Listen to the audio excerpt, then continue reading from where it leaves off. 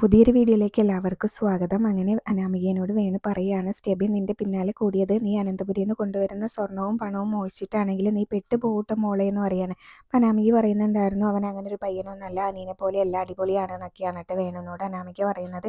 അത് കഴിഞ്ഞ് പിന്നീട് മുത്തശ്ശൻ്റെ കാര്യം തന്നെ പറയുന്നുണ്ടായിരുന്നു. മുത്തശ്ശനാണെങ്കിലും ഇപ്പോഴും ഇങ്ങനെ രാജകൊട്ടാരത്തിലെ രാജഭരണമാണല്ലോ നടക്കുന്നത്. അപ്പോൾ അതുപോലെയാണ് ഇപ്പോഴും അനന്തപുരിയിൽ നടത്തിക്കൊണ്ടിരിക്കുന്നത്. നമ്മുടെ ഇപ്പോഴത്തെ കാലത്തെ കുട്ടികളുടെ മനസ്സും ഇതൊന്നും അയാൾക്ക് ഇപ്പോഴും അറിയണ്ട എന്നൊക്കെ പറഞ്ഞ് മുത്തശ്ശനെ കുറിച്ച് കുറേ കാര്യങ്ങൾ പറയുന്നുണ്ടായിരുന്നു കേട്ടോ. മുത്തശ്ശൻ്റെ നാണം കെടുത്തു അങ്ങനെ ഇങ്ങനെയെന്നൊക്കെയാണ് വീണ്ടും ഇങ്ങനെ പറഞ്ഞുകൊണ്ടിരിക്കുന്നത്. അത് കഴിഞ്ഞ് പിന്നെ കനകേനെയും ഗോവിന്ദനെയും കാണിക്കുന്നുണ്ട്.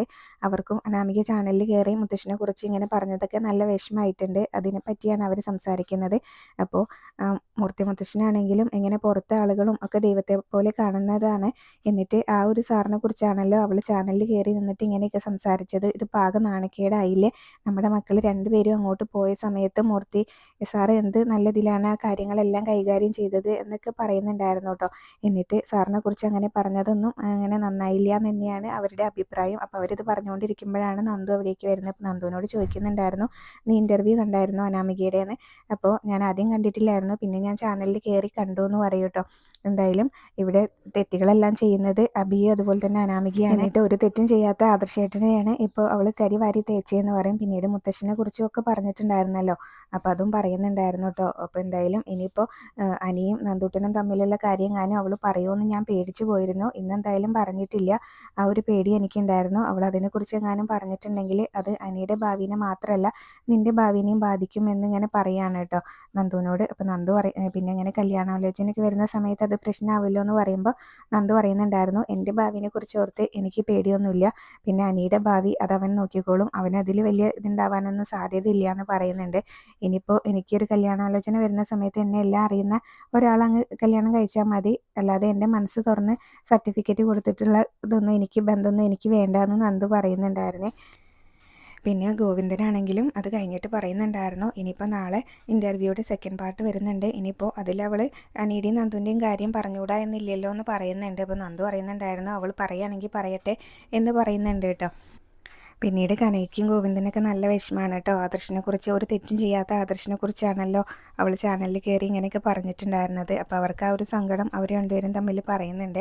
ആദർശ് മോൻ ഒരു തെറ്റും ചെയ്യാതെയാണല്ലോ ഇങ്ങനെ ഓരോന്ന് കേൾക്കേണ്ടി വരുന്നത് എന്നൊക്കെ ഇങ്ങനെ പറഞ്ഞ് ഭയങ്കര സങ്കടത്തിൽ നിൽക്കുന്നുണ്ട്. പിന്നീട് ചന്തുമോളെയാണ് കാണിക്കുന്നത്. ചന്തുമോൾ എന്തോ എഴുതിക്കൊണ്ടിരിക്കുകയാണ് കേട്ടോ. അപ്പോൾ ആദർശ് നൈനി അവിടേക്ക് വരുന്നുണ്ടായിരുന്നു. നൈന മോളുടെ അടുത്ത് വന്നിട്ട് ചോദിക്കുന്നുണ്ടായിരുന്നു, മോൾ എന്തെങ്കിലും കഴിച്ചായിരുന്നോ എന്ന് ചോദിക്കും കേട്ടോ. അപ്പോൾ ഞാൻ കഴിച്ചു, എനിക്ക് അമ്മമ്മ തന്നു എന്ന് പറയും കേട്ടോ. പക്ഷേ അമ്മമ്മ ഒന്നും കഴിച്ചിട്ടില്ല, വേറെ ആരും ഒന്നും കഴിച്ചിട്ടില്ല എന്ന് പറയും. അപ്പോൾ നൈന പറയും, അതെന്താ ആരും ഒന്നും കഴിക്കാത്തതെന്ന്. ആദർശ് പറയുന്നുണ്ടായിരുന്നു, അതുപോലെയുള്ള കാര്യങ്ങളാണല്ലോ എല്ലാവരും ഇങ്ങനെ കേട്ടത്, അപ്പോൾ അതിൻ്റെ ഒരു വിഷമം അവർക്ക് ഉണ്ടാവില്ലേ, നീ എന്തായാലും ഇങ്ങനെ അമ്മേനെ ചെന്ന് എന്തെങ്കിലുമൊക്കെ എടുത്തു കൊടുത്ത് ഭക്ഷണം കഴിപ്പിക്ക്, അമ്മയ്ക്ക് മരുന്നൊക്കെ കഴിക്കേണ്ടതല്ലേ എന്ന് പറയട്ടെ. അപ്പോൾ നൈന അവിടെ നിന്ന് അങ്ങ് പോവും. മോളോട് എന്തെങ്കിലും സംശയം ഉണ്ടെങ്കിൽ അച്ഛനോട് ചോദിച്ചോട്ടോ എന്ന് പറഞ്ഞിട്ട് അവിടെ നിന്ന് അങ്ങ് പോവാണ്. അപ്പോൾ ആദർശ് മോളോട് പറയുന്നുണ്ടായിരുന്നു, മോൾ എഴുതിക്കോട്ടോ എന്ന് പറയും. അത് കഴിഞ്ഞ് പിന്നീട് ദേവ്യാനിയുടെ അടുത്തേക്കാണ് കേട്ടോ നൈന ചെല്ലുന്നത്. ദേവ്യാനി ആകെ വിഷമത്തിലിരിക്കുക തന്നെയാണ്. എന്നിട്ട് നൈന വന്നിട്ട് ചോദിക്കുന്നുണ്ടായിരുന്നു, അമ്മ എന്താ ഇതുവരെ ഒന്നും കഴിക്കാതിരുന്നത്, അമ്മയ്ക്ക് മരുന്നൊക്കെ കഴിക്കേണ്ടതല്ലേ എന്ന് പറയും. അപ്പോൾ അനാമികയുടെ കാര്യം തന്നെയാണ് അവർ വീണ്ടും സംസാരിക്കുന്നത്.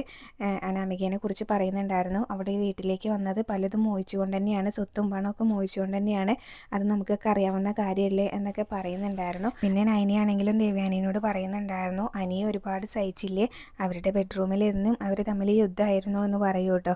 എന്തായാലും എല്ലാം ശരിയാവും എന്നൊക്കെ പറഞ്ഞിട്ട് ദേവ്യാനിനെ സമാധാനിപ്പിച്ച് നൈന അവിടെ നിന്ന് അങ്ങ് പോവാണ്. പിന്നീട് മുത്തശ്ശിനെയാണ് കാണിക്കുന്നത്. മുത്തശ്ശനോട് പറയുന്നുണ്ടായിരുന്നു, ഞാൻ ഈ വീട്ടിലേക്ക് കയറി വന്നിട്ട് ഇങ്ങനൊരു സംഭവം ഇവിടെ ഉണ്ടായിട്ടില്ല എന്ന് പറയും. അപ്പോൾ മുത്തശ്ശനും പറയുന്നുണ്ടായിരുന്നു, എൻ്റെ ജീവിതത്തിലും ഇങ്ങനൊരു സംഭവം ഉണ്ടായിട്ടില്ല, നമ്മുടെ മുഖത്തേക്ക് ഇങ്ങനെ ചെളി വാരി എറിയുന്നൊരു സംഭവം ഉണ്ടായിട്ടില്ല എന്ന് പറയുന്നുണ്ട് കേട്ടോ. ഇന്നത്തെ കാലത്ത് സോഷ്യൽ മീഡിയ ഒക്കെ ഇങ്ങനെ പാവപ്പെട്ട ആൾക്കാരാണ് ഇങ്ങനെ കൂടുതലും ഇങ്ങനെ കാണുകയും കേൾക്കുകയൊക്കെ ചെയ്യുന്നത്. അതുകൊണ്ട് അവർ ചിലപ്പോൾ ഈ പറയുന്നതെല്ലാം വിശ്വസിക്കും. പക്ഷേ നമ്മളറിയാവുന്നവർ, നമ്മളെപ്പോലെയുള്ളവർ അതൊന്നും ഇങ്ങനെ വിശ്വസിക്കാനുള്ള സാധ്യതയില്ല, നമുക്കത് മതി എന്നൊക്കെ തന്നെയാണ് കേട്ടോ മുത്തശ്ശൻ പറയുന്നത്. പിന്നീട് ആദർശ് അവിടേക്ക് വരുന്നുണ്ടായിരുന്നു.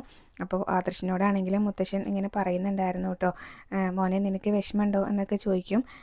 അപ്പോൾ നിങ്ങൾ വിഷമിക്കൊന്നും വേണ്ട എന്ന് തന്നെയാണ് മുത്തശ്ശനും പറയുന്നത്. അവൾ എന്നെക്കുറിച്ച് ഇങ്ങനെയൊക്കെ പറഞ്ഞാൽ എനിക്കൊരു പ്രശ്നമില്ല, അതുപോലെ തന്നെ അവൾ പലതും മുന്നിൽ കണ്ടിട്ട് തന്നെയാണ് ഇങ്ങനെയൊക്കെ ഓരോന്ന് ചെയ്യുന്നത്. പക്ഷേ ആ കാര്യങ്ങളൊന്നും നടക്കാൻ പോകുന്നില്ല. വേണുവിൻ്റെ വിചാരം നമ്മളൊരു കോംപ്രമൈസ് ആയിട്ട് അവൾക്ക് ഇങ്ങനെ പണം ഇട്ട് കൊടുക്കുമെന്നുള്ളതാണ്.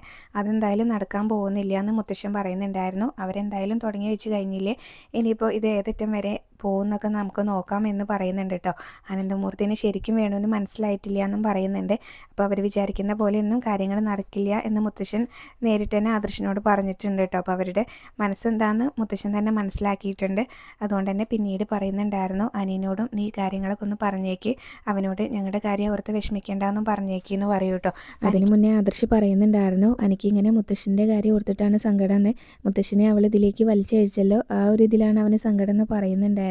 അപ്പോൾ അതുകൊണ്ടാണ് മുത്തശ്ശൻ പറഞ്ഞത് ഇങ്ങനെ അവരുടെ കാര്യം ഓർത്ത് വിഷമിക്കേണ്ടെന്ന് അനിയനോട് പറഞ്ഞേക്കെന്ന്. എന്തായാലും പിന്നീട് ആദർശ് അവിടെ നിന്ന് അങ്ങ് പോവാണ് കേട്ടോ. അനിയുടെ അടുത്തേക്കാണ് പിന്നീട് ആദർശ് ചെല്ലുന്നത്. അപ്പോൾ അനിയനോടാണെങ്കിലും ഇങ്ങനെ കാര്യങ്ങളൊക്കെ പറയുന്നുണ്ടായിരുന്നു. നിന്നോട് ഞാൻ അപ്പോഴേ പറഞ്ഞതല്ലേ നന്ദുവിൻ്റെ പിറകെ നടക്കണ്ട എന്നുള്ളതെന്ന് പറയുമ്പോൾ അനി പറയുന്നുണ്ടായിരുന്നു, ഞാനിപ്പോൾ നന്ദുവിൻ്റെ പിറകെ നടന്നതല്ലല്ലോ ഇവിടുത്തെ പ്രശ്നം. അവളിങ്ങനെ ചാനലിൽ കയറി മുത്തശ്ശീനെയൊക്കെ കുറിച്ച് എന്താ പറഞ്ഞത് എന്നൊക്കെ പറയുന്നുണ്ടായിരുന്നേ. അപ്പോൾ എന്തായാലും മുത്തശ്ശൻ ഇങ്ങനെ ഒരു കാര്യം തീരുമാനിച്ചിട്ടുണ്ട്. അവൾ വിചാരിക്കുന്ന പോലെയൊന്നും കാര്യങ്ങൾ നടക്കില്ല. അവളും അവളുടെ അച്ഛനും പലതും മുന്നിൽ കണ്ടിട്ട് തന്നെയാണ് ഇങ്ങനെയൊക്കെ ചെയ്തിട്ടുള്ളത്. അതുകൊണ്ട് അവർ വിചാരിക്കുന്ന പോലെ കാര്യങ്ങൾ നടക്കില്ല എന്ന് മുത്തശ്ശൻ തന്നെ പറഞ്ഞിട്ടുണ്ട്.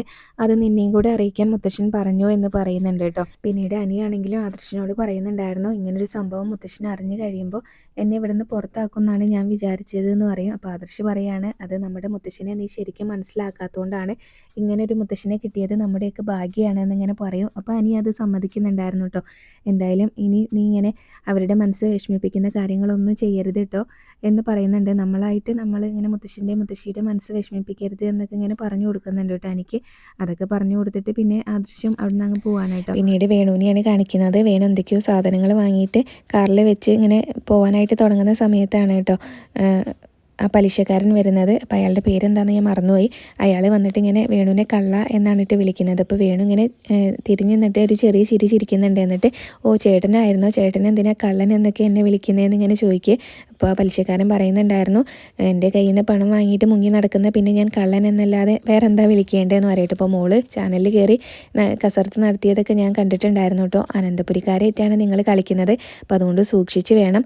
വല്ലതും തടയോ എന്നൊക്കെ പലിശക്കാരൻ ചോദിക്കുമ്പോൾ തടയും, അതിന് വേണ്ടിയിട്ട് തന്നെയാണ് ഇങ്ങനൊരു കളി കളിച്ചതെന്ന് വേണു പറയുന്നുണ്ടായിരുന്നു കേട്ടോ. അപ്പോൾ അങ്ങനെ കിട്ടുന്ന സമയത്ത് എൻ്റെ കാര്യമൊന്നും മറക്കണ്ട, എനിക്ക് തരാനുള്ളത് എത്രയാണെന്ന് നിനക്കറിയാലോ.